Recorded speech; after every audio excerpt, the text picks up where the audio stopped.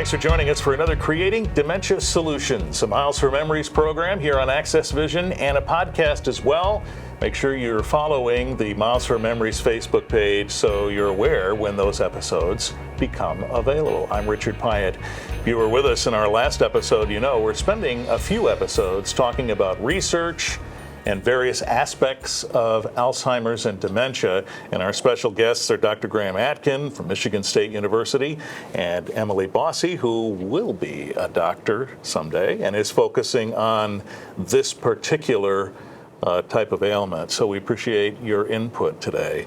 We're going to talk a little bit about subtypes of dementia, and Emily's going to help us understand that. I think when we talk about dementia, the words dementia and Alzheimer's sometimes get interchanged, but there really are different types of dementia, and Alzheimer's is one, and there are others as well, right? Yeah, absolutely. So I think when people think about dementia, they automatically associate it with Alzheimer's disease, but it's important to remember that dementia is more of a broad term to describe like a subset of symptoms. So when we think about dementia, we think about the textbook definition being changes in cognitive function as well as memory changes.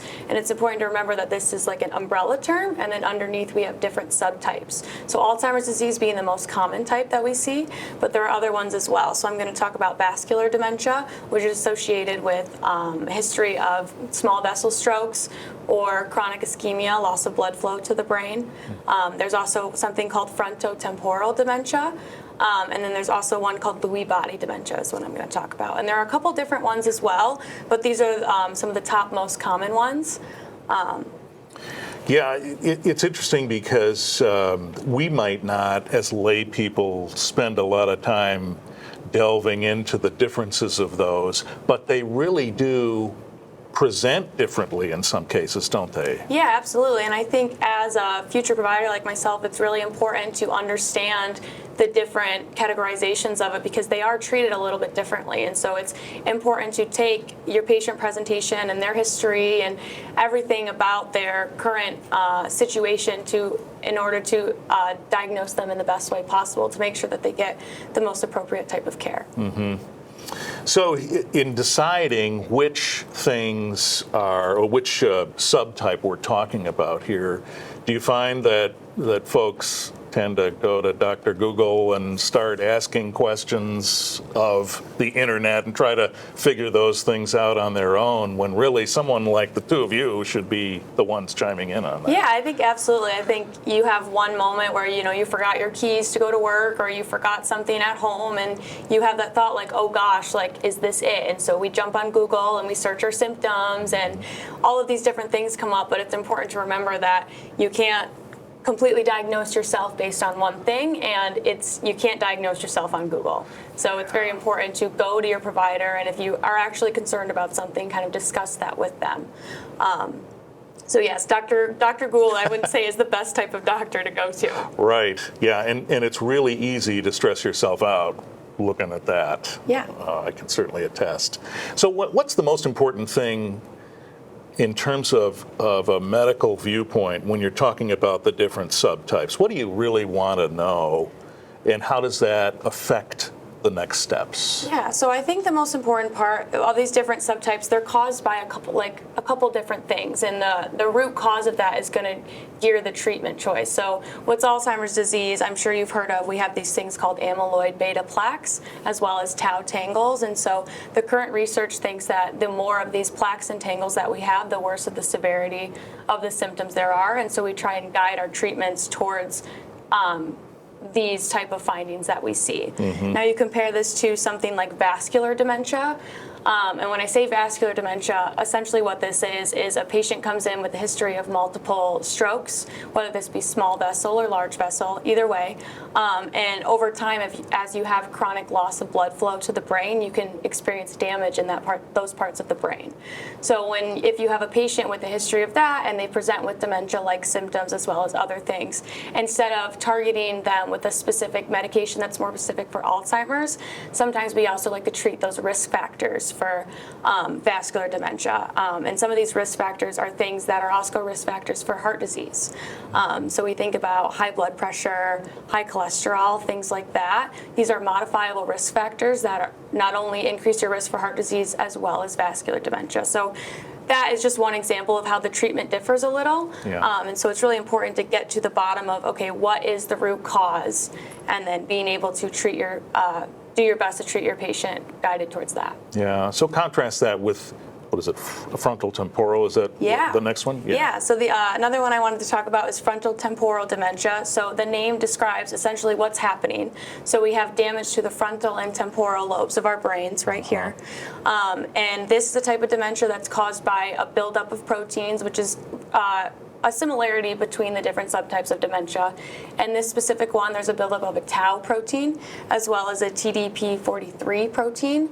And essentially what happens is these buildups get in the way of neuron signalings, and the neuron can't do the functions that it normally does.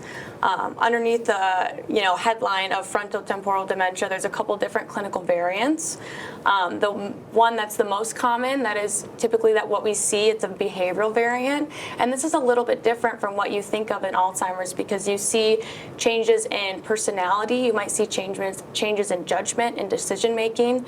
And so patients oftentimes will have frequent outbursts, they'll have abnormal decision making, reckless behavior. So it's a little bit different, and this is more of an acute onset in these type of patients.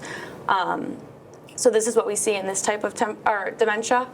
Other things you can see in this type, you can also see a progressive aphasia variant, and aphasia is just a fancy word to say language disorder. Oh. So this is a little bit different again from Alzheimer's, because these patients can suffer difficulty with speech, whether that be speech comprehension or speech production.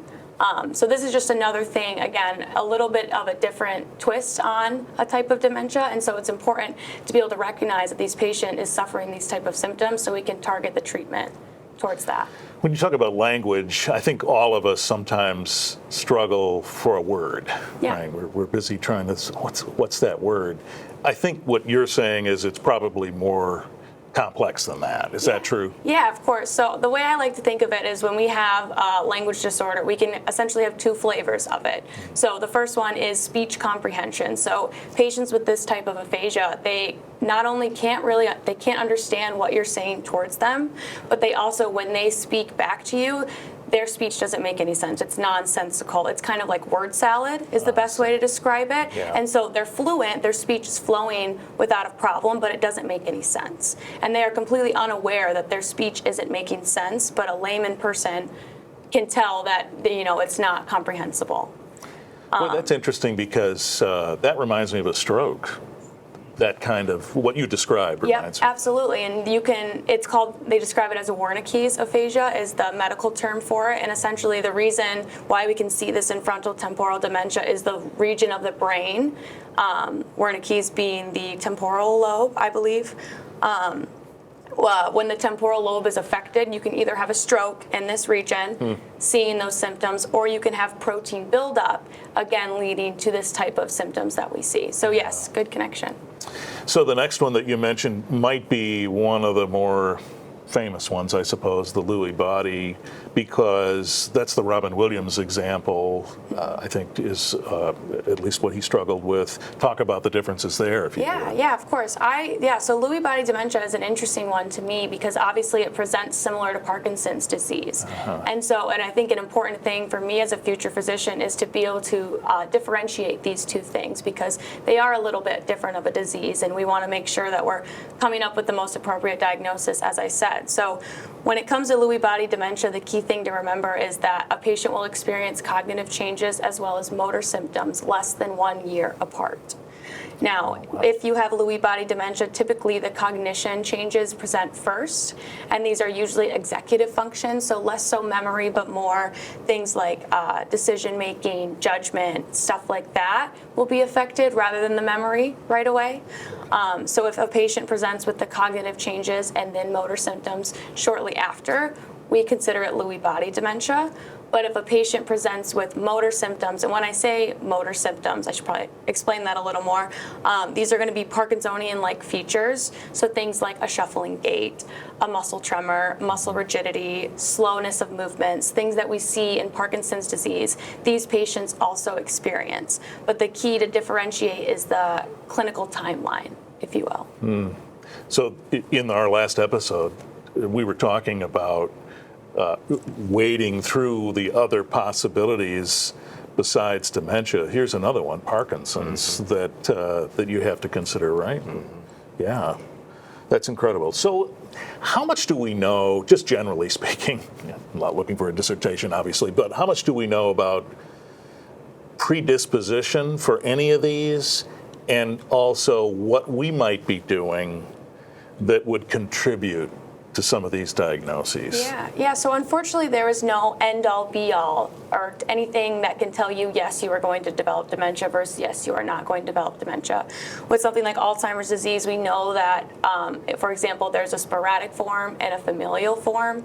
So in the sporadic form, we know that there are genetic factors and environmental factors at play.